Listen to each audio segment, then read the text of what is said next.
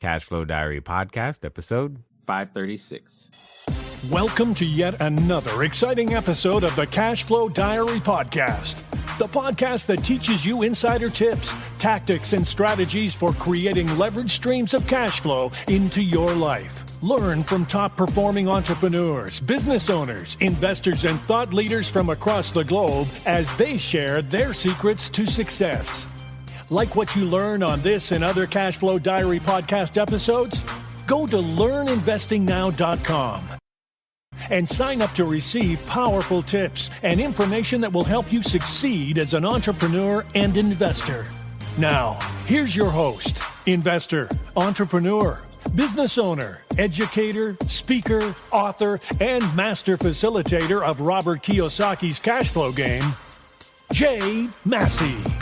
All right, ladies and gentlemen, welcome to another episode of the Cashflow Diary Podcast. I'm your host, Jay Massey, and I'm glad that you are here today because when it comes down to it, all of us, you know, like I know, we are on a journey. Your journey has many ups, it has many downs, and it goes sometimes around in circles and occasionally feels like it's spiraling out of control.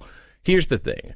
No matter where you are on the journey, the most important thing that you can remember to do is to keep going because you never know just how close you might be. In fact, some might say, especially our guest today, might say you are 3 feet from gold. In fact, he might even say that your thoughts are things, and unless you have the stickability to make it through, you might not actually get there. Now, if you caught what I just said, you know right now that I am talking none other than Dr. Greg S. Reid. He is the author that we have with us today. And what's interesting, he's got a new book, Wealth Made Easy. And I'm interested to hear how easy he's going to be able to make it for us. Now, I know some of you are looking for that path, some of those shortcuts, some of those hacks, some of those things that you can do today to make sure that you become a bigger, better, badder investor, business owner, and definitely a better person. And I think that's exactly what you and I are going to get some insights into. So do me a favor. Let's get ready to listen, learn, and love Greg Reid. Greg, how you doing? I am always good. That was cool. You kind of name dropped like 3 of my biggest bestsellers all in the intro. Yay! I do try. Now, this being the first time that you're here, I have to ask you the same question that I tend to ask everybody else the first time that they're here. You ready? Let's do it. All right. I tend to look at today's entrepreneurs a lot like yesterday's superheroes. Batman, Robin, Wonder Woman, Superman, etc. You get the idea.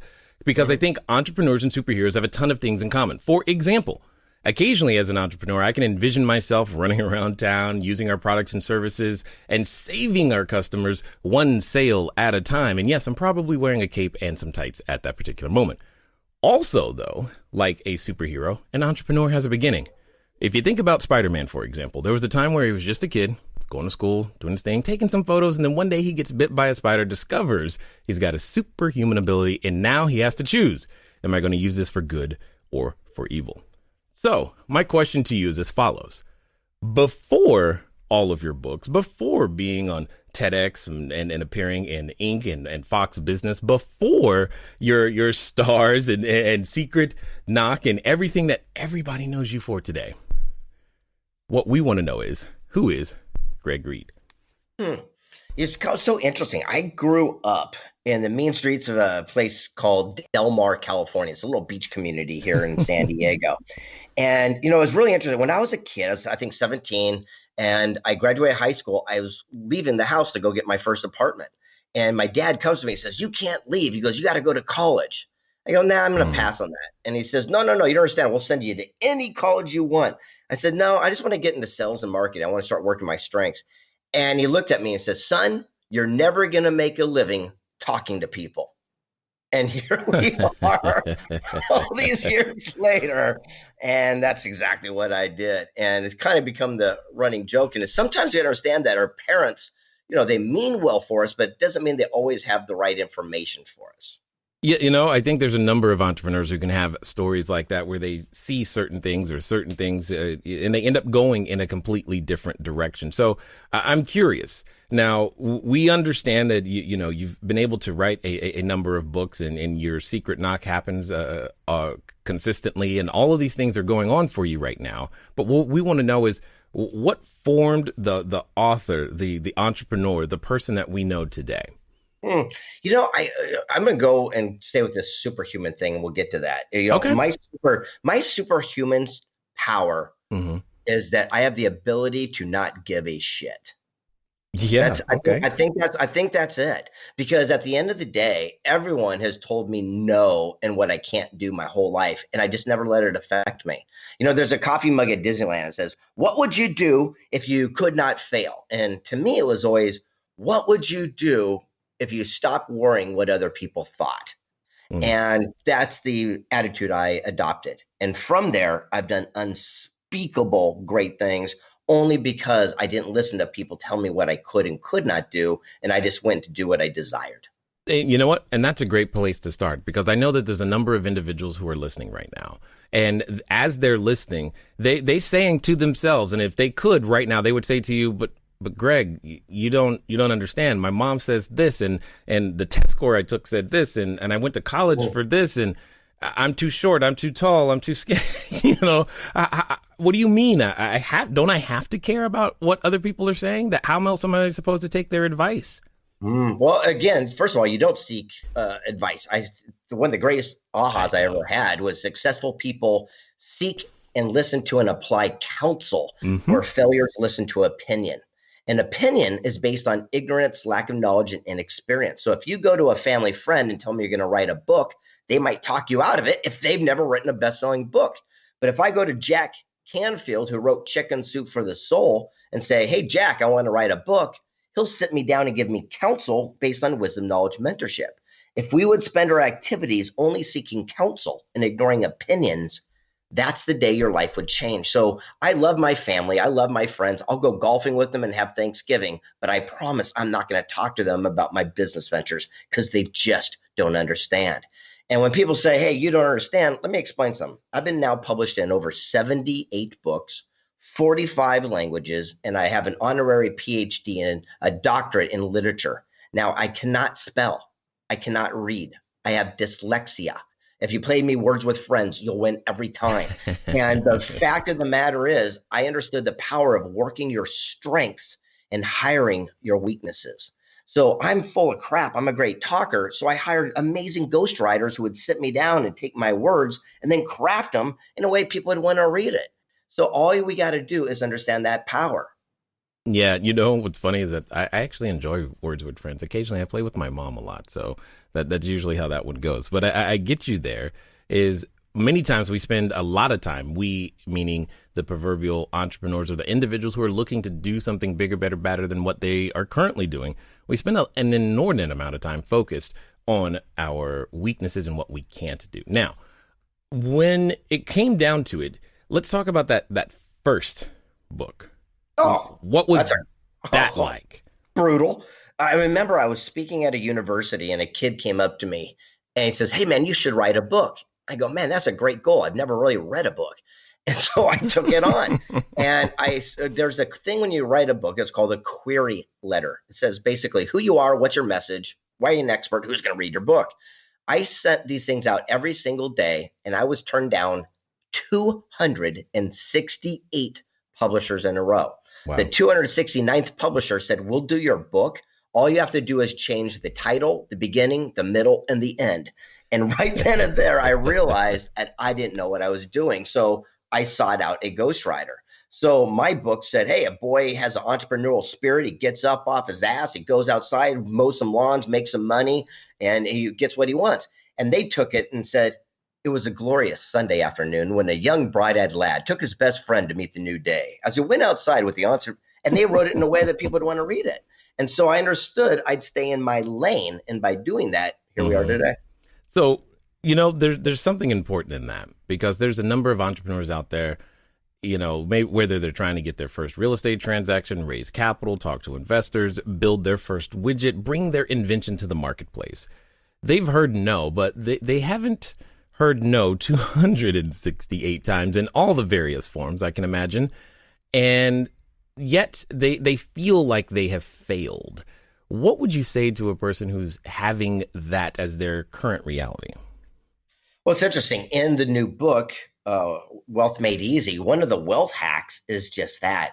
I sat down with all these people. I'm going to backtrack and lead into this. I spent 3 years and I traveled the world and I met people worth $100 million to $1 billion. And I just sat them down and said, hey, what exactly did you do? Not like what you eat for breakfast and your mindset. Really didn't care. I said, what actionable step did you do? And they told me, and I deduced it down to 1 page each, which we'll get to in a second. But one of the people came up to me who's a major investor. I mean, this guy's worth $500 million. And he says, you got to understand, you got to get to bat 26 times. I go, what does that mean? He goes, well, think about it. He goes, all the great baseball players who strike out, you've heard all the cliches of, you got to strike out 7 out of 10 times to make it into the Hall of Fame. He says, in business, it's 26 times. And he goes, so you have to swing at the bat 26 attempts of a different investment, things of this nature, until you finally get a home run. He goes, so the bottom line is it's just like a deck of cards. He goes, if you had a deck of cards and there's 4 aces, you flip the first one, there's a 3. You don't cry and complain it's a 3. You flip another card. It's a jack. You flip another card till you get your ace. But unfortunately, people get stuck up and they go, oh, it's a 7. Why does it have to be a 7? Realizing all they got to do is flip another card. So as soon as I grasped that, I had made 26 my magic number. So I'm reaching out and looking at as many opportunities as possible so I can hit that grand slam. Okay, so I'm going to take this card and we're going to run with it. Because there's a number of individuals who will stare you in the face and say, you know what, Greg, I can believe that. I get that. There are aces in the deck. Yet, when we're in the process of flipping those cards, we can either A, forget that there are aces in the deck, or begin to believe that the aces won't come up for us ever. That mindset, though, is something that I think a number of people are dealing with. When you were out there interviewing the millionaires and billionaires, what would you think they would say to something like that?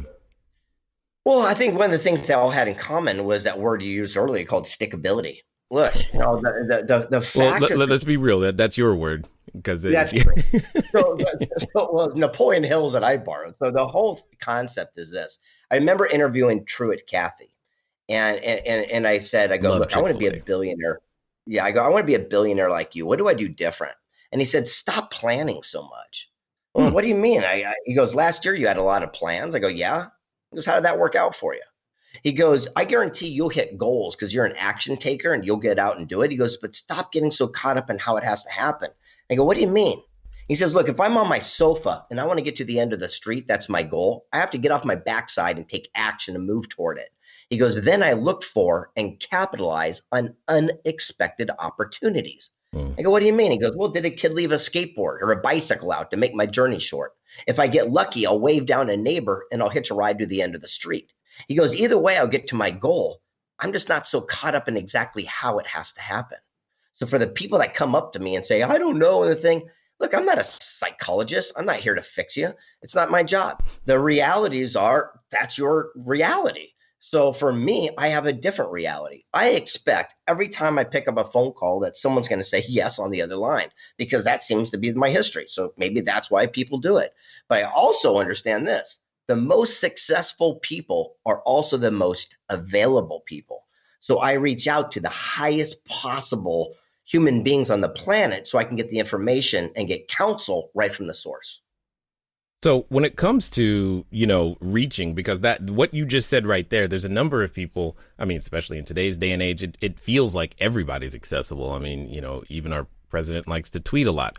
So you have the ability to reach and contact any, nearly anyone that you would like. So when it comes down to it, though, has there ever been a time where you've had to be a little bit more persistent, and who was that person and what was that like? And I mean, I'm just curious, like, did it all happen on the first try?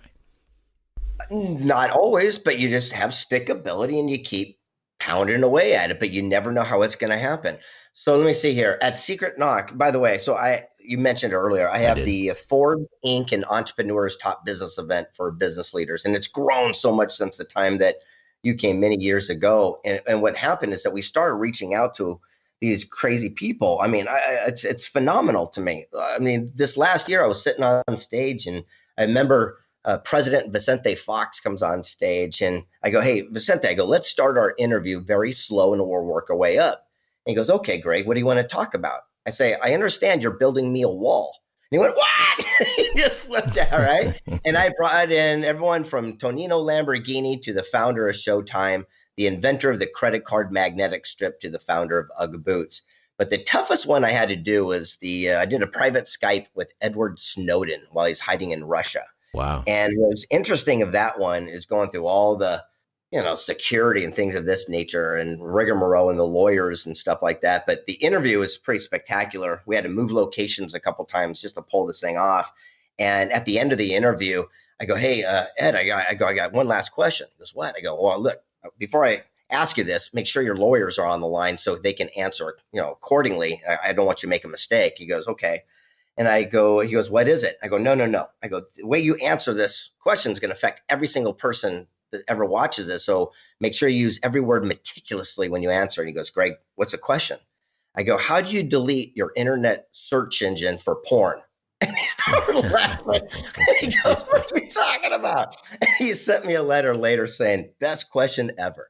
And I realized if you can talk to people on a human level and you can understand exactly what they want and you can give them what they desire, you can ultimately have anything and everything you want in life. So you've had the privilege of speaking, like you said, with a number of individuals and knowing a number of individuals. I often get the question, and I'm curious for yourself, what motivates you to keep doing what you're doing? Yeah, it's fun. I mean, I enjoy it. But again, this is not what I do for my, job. This is what I do because I love it. I run 7, corporations. So I have everything from a publicly traded, medical company down to an event business. I write books. I'm a public speaker, but then I have a movie production company that, we have our first major feature film, June 7th in theaters around the country. So you name it, I'm kind of dabbling in all these different activities, and that's what keeps me preoccupied. So something interesting that you shared before we got started, because as individuals are listening, they can get the impression that there's anything that you have decided that you wanted to do, you have done. And in fact, you mentioned that you've recently completed your bucket list. I would love to hear what some of those things are. And I think some people would be inspired to know what some of those things were that were there for you. All right, everybody. Thanks for listening, and I'm glad that you are enjoying what you are hearing thus far. But here's one of the things that's really important. One of the most important things that you can do is get started. One of the things that I've said before, and I say again, once you get started, stay started. But more importantly, there can be lots of roadblocks to getting started. So what we're going to do is we're going to remove one of those roadblocks for you and make it a little bit easier. Because the thing that I don't want to stop you is thinking, do I need a local number? How about a long distance number? Or should it be 800? How on earth am I going to make that happen so that people can contact me as I'm out there building my business, making my cash flow grow? But most importantly, understanding that it doesn't have to be difficult. Many of you may know, but if you don't, there's a company out there by the name of Grasshopper. And what I want you to do is I want you to go over to trygrasshopper.com/cashflow diary. Grasshopper is the entrepreneur's phone system. It works like a traditional phone system, but requires no hardware to purchase, no software to install. It's just a number that flat works. So if you are out there building that distributed workforce across many different locations, it's a way for you to still go out there and make your number be unified, simple, easy to use, something we've been using for quite some time. So again, go over to trygrasshopper.com/cashflow diary. Now, let's get back to the rest of the story. Yeah, when I was a kid, I did the bucket list, 80 things, and they were insurmountable things, by the way, at that time. And I just last year knocked it off. And by the way, it was probably one of the most disappointing, depressed times of my life because I realized that that's it. And Right. so I have a great ending to this story, but it was really surreal for me. So I did everything from I climbed and mounted, summited Mount Kilimanjaro. I've ran with the bulls in Spain and Pamplona. I've swam with sharks. I've carried the torch for the Olympics. I've spoken at the United Nations. I've been to the Pentagon. I've been invited to the most incredible things on planet Earth. I've been published in major magazines and books. I made a movie. I mean, I've done incredible things that were just insanely impossible when I wrote them down.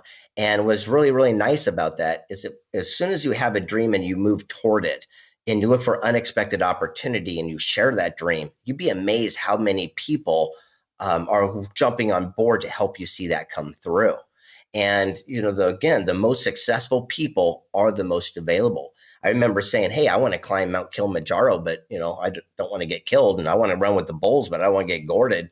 So what we did is I adopted the number one, athlete in the Olympics, Ruben Gonzalez, 4-time World Olympics in 4 different decades. And we found the person who wrote the definitive book on running with the bulls, Council, and said, hey, man, we're going to go do this. Where do we stand statistically after all these years where we have the best time but not get killed? And he says, well, on this little turn over here, you go up about 150 feet and stand right in between the street. The bulls are going to run to the side of you and the people stampede to the other side. You'll be in the middle with a clear lane. Where do you think we did? We ran right to that spot and we had the best time ever. So again, I've done amazing things, but they've all been strategically correct. So when it comes down to it, what would you say is the thing, like, I mean, for a lot of individuals, maybe they want to build their business to a certain goal, and then they get there and they experience that same letdown, like you just mentioned. What's next? Well, it's interesting. After I did it, people kept saying, well, add more to your bucket list. And I go, man, I've literally done everything I wanted to do. Mm-hmm. So I had an aha, and I kind of got this from you in its own little interesting way. A couple of the things from Wealth Hack, by the way, are Jay Massey little takeaways, and we'll get to that when we finally talk about it.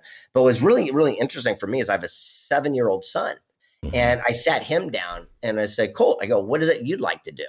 And he goes, I want to go to Hawaii. He goes, I've seen those pictures and stuff like that. I'd like to fly in a helicopter. So boom, booked a flight, went over there and did it.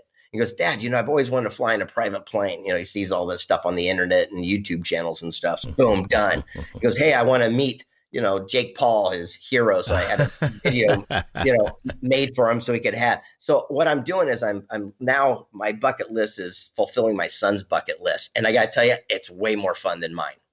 Right. Yeah. Okay. That totally makes sense. So let's get down to it. When it comes to the title, some people would have a challenge with your title. It says Wealth Made Easy. They probably have trouble with the word easy. I'm going to say that, you did that on purpose. So I would love to know why. Well, to begin with, if people have a problem with it, that's their problem. Again, I don't really give a shit. I knew that was coming. That's their own issue. Yeah. I mean, and don't read it. Write your own book. That's pretty much my take on that. I think they're still interested in the book. I just think it's the title where someone would they're going to go, right.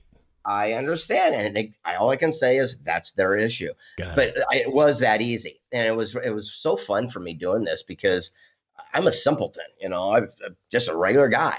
And what would happen is I'd spend 3 hours to 3 days with these amazing people, and they would tell me all what they did. And then I deduce it down to a soundbite.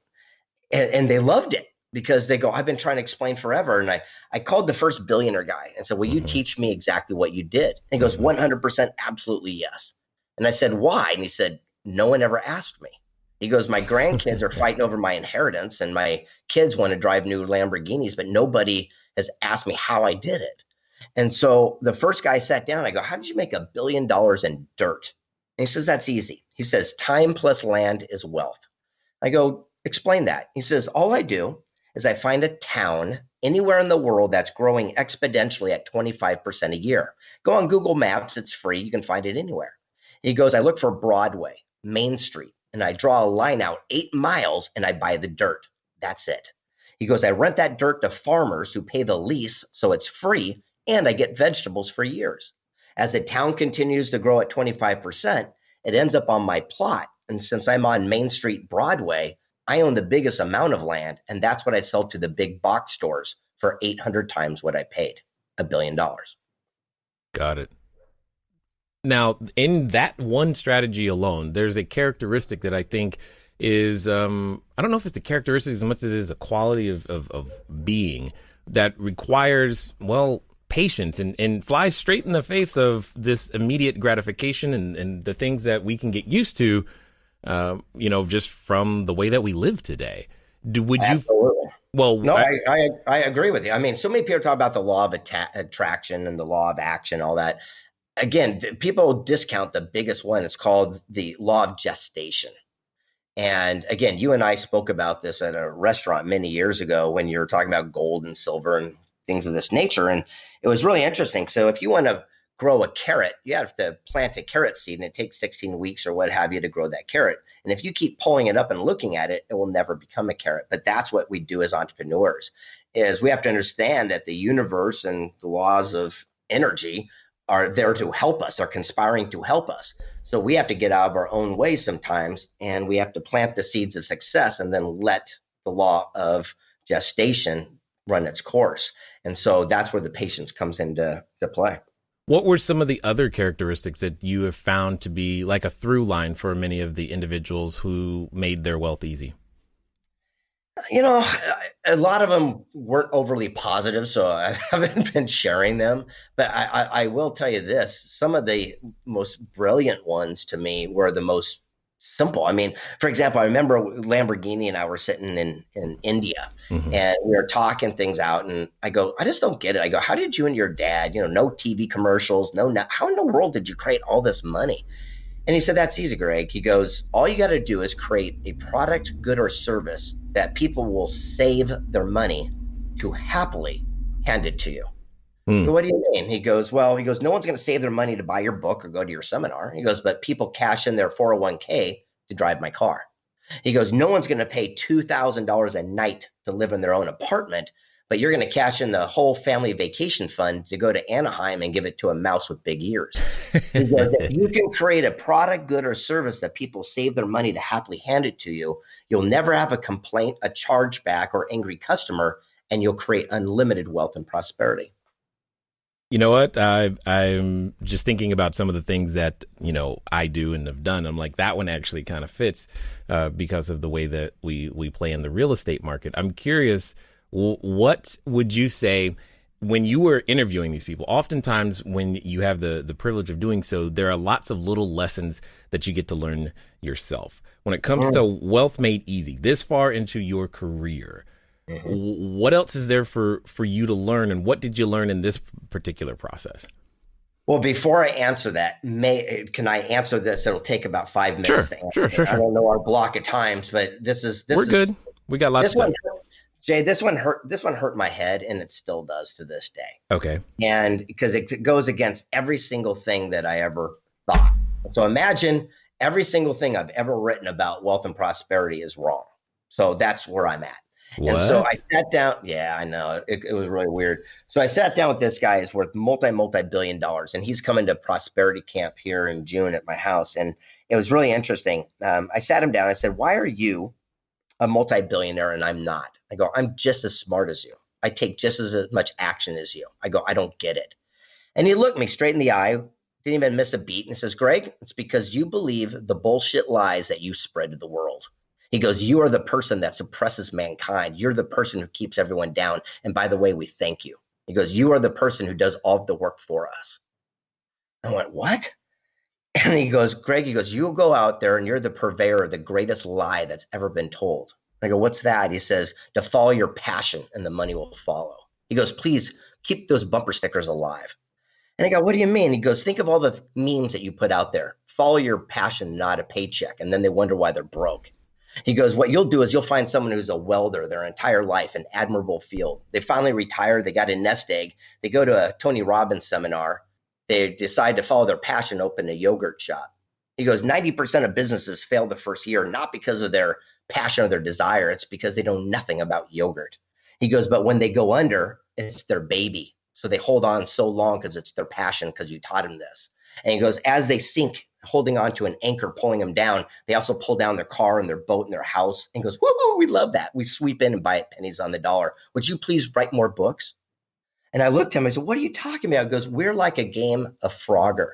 We ride a log until it has a dip and we jump to the next log. We can never go down with the ship. It's just business. He goes, we create so much wealth, so much prosperity that we use that finances to finance our passion. You guys do it in reverse. He goes, we own all the stadiums and the football leagues that all the people following their passion on the field are literally killing themselves for a couple $1,000,000. He goes, they'll get rich, but we'll get wealthy. He goes, do you think the sheiks or the Gettys had passion for crude oil? He goes, you think Waste Management has passion for dirty diapers and rotten cheese? He goes, you think the aggregate dealers have passion for sand and gravel that builds all the freeways? But they control all mankind. And more importantly, he goes, they're the ones that built all the universities, the ballet, the arts, all the things that you know and love. He goes, so stop following your passion and look for and seize opportunity. Interesting. The challenge is that there's a lot of us that we're not even trained to see opportunities on that scale or level. Well, I'm going to give it to you right now. It's interesting because I sat down with another billionaire and asked the same question. Yeah. And he looked at me and says, well, he goes, you're just too kind. And I said, what? I don't make money? He goes, yeah. He goes, you're just too kind. He goes, you don't understand the wealth mindset. And I go, give me an example. He goes, I'll give you an example. Exact same scenario. One of us is wealthy. You are not. And he goes, here's what it is. He goes, you'll find a guy, maybe it goes to your seminar, who wants to sell his airplane. He wants to upgrade to another one. You'll have another friend who wants to buy their first airplane. And you're such a nice guy, you put them together. I go, yeah. And he goes, you're an idiot. I go, what are you talking about? He goes, same scenario. He goes, I go to the guy who wants to sell the plane and say, look, I don't know anyone that wants to buy one. But if I happen to stumble across him, would you give me a 20% finder fee if I hook you up? They can say, absolutely. I want to get rid of this plane. You go to the other guy and say, hey, I don't know anyone that wants to sell a plane, but if I stumble across one and put you in touch, will you give me free airline tickets to Hawaii? Because I like to take the family a couple times a year. They're going to say, absolutely. I've always wanted a plane. Then you say, hey, guys, you should meet. Exact same scenario. Yeah. It's funny. That one actually hits home because we've been doing the other scenario for quite some time. So I'm learning to modify that one myself. So I'm and that's the idea. It's this book, Wealth Made Easy. I promise you, is going to hurt your head. When you read it, you can go, holy crap, because they're so simple. And that I made it easy. And again, go back and argue it, but it's easy. And you go, wow. And then I did something crazy and started applying. Hold on. You say that like that's a unique thing, Greg. That you did something. You were always on the edge of of exactly what's possible. Many people would call everything that you do is crazy. It's not one thing, but this is awesome. So let's go. I'm interested to hear. Well, it was interesting along this quest. One person who was gave me one of the greatest ahas. He's not a rich guy, but I had to put it in this book because it changed the way that I started doing business deals that made me wealthier. And he taught me something called CPC, and that stands for Clues, Patterns, Choices. And unfortunately, like in this interview, we were talking, it's like, well, these people think this and this people think. I'm so over that. It's about taking accountability and responsibility for your own stuff. So for example, if I go out on a first date and someone shows up late and she's 20 minutes late, well, there's something called the C. It's called a clue. If I go on the second and third date and they're 20 minutes late each time, that's called a pattern. Now it's my choice to decide whether I'm going to deal with it, address it, not see them, or what have you. But it's not their fault. They're just late. And as soon as you take that accountability and responsibility on yourself, things start changing. So I had some business deals in my life where I saw a clue where they were treating other people poorly. And I thought, oh, they won't do it to me. It'll be different. Then I saw a pattern of them doing it consistently to other people. And then when I did business with them, they did cheat me. And I go, God, those guys are jerks. No, guess what? I saw them the entire time doing it. I just chose to go that direction. So now I'm hyper aware to follow clues, patterns, and then ultimately now understand that I'm responsible for making the choice whether I decide to go down that road. Everything in my life changed that moment. Because as soon as I started taking accountability and responsibility, it no longer is the snake's fault for biting me. I watched the snake rattle. I saw it bite other people. It's my fault. My hand in there. You're like, look, it's a snake. It's poisonous. It'll be fine. No, it won't be. And having the capacity, the responsibility, if you will, to recognize that and, as you say, not really care. So that you can still move forward and knowing that all of that's okay. That it's interesting how we need permission occasionally to go do that. which gets me to my question. Oftentimes, I have seen humans, we can wait for someone's, blessing to actually go step into the greatness that we were born to be. Was that anywhere in any sort of conversation with any of the individuals that you interviewed for this book? No, every one of them was a trendsetter. Again, they had that power that I have. And that was the common theme, because think about it. Who in their right mind would go create all the amazing things that we know, like, and trust and use today? No one would, And so it's the people that were the trendsetters, the people that paved the way. And that's usually doing contrarian investing. It's also doing contrarian, business practices, meaning watch the masses and go the other direction. So how do you think we end up getting stuck going down these wrong paths? Because we watch the television and the internet and we just follow status quo. And again, it's not, I don't think it's our fault. It's just what we're taught, right? All we know is all we know. So the same thing, look, no one was born a Christian or Jewish or a Muslim or whatever. They were born and then they were taught those things. And it's the same thing. If you were born in a household where you were taught poverty and that's all you saw, then that's what you know. If you were in another society and saw opportunity, it's another thing. So the whole idea is, look, surround yourself with people that are getting the results you want. That's the only thing Greg Reid does different in this world is that. My movie that's coming out, I don't know anything about making major Hollywood feature films. So what I did is I got on the internet and I found people that just won Oscars and Emmys and Golden Globes. And I called them up and said, hey, I want to make a movie. What do I do? And I sought counsel from people that knew what they're talking about. And I followed those successful actions. And here we are today. So the key principal things that I do in my life is surround myself with people that I have respect for, not people I have influence over. So let's pretend that someone listening to use another one of your books, they want to take the initiative and surround themselves with more people and possibly want to do so through, I believe, Secret Knock. What is that for those that don't know, and how might they find their way there? Well, it's the greatest event that you cannot go to. So the whole idea is we're the weirdest thing. What we did is, instead of coaches, teachers, mentors, we just started bringing in the actual human being that's done and accomplished what everyone else is talking about. So again, if you want to start a nonprofit, here's the founder of Make-A-Wish. Hey, I want to start a clothing line. Here's the founder of UGG Boots. I want to get into the entertainment space. Here's the founder of Showtime Television. Here's the founder of the E! Channel.